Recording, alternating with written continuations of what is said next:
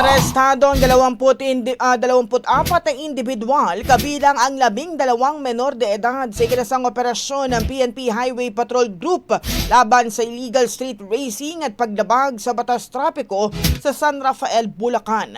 Ayon kay HPG spokesperson Lieutenant Nadim Malang, isinagawang operasyon sa Mabalas-Balas-Galas Maasim Bypass Road matapos makatanggap ng mga ulat ukol sa nagaganap na karera ng motor at exhibition tuwing weekend mula alas 4 ng hapon hanggang alas 7 ng gabi. Bukod sa mga naaresto, 19 na motorsiklo rin ang nakumpiska ng mga operatiba. Nabatid na karamihan sa mga sangkot ay walang suot na helmet at lumabag sa iba pang batas trapiko.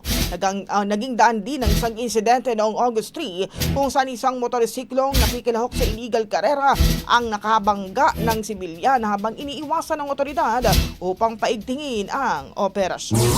Ang bahaging ito ay hatid sa atin ng Drive Max Coffee. Ligayang tuloy-tuloy!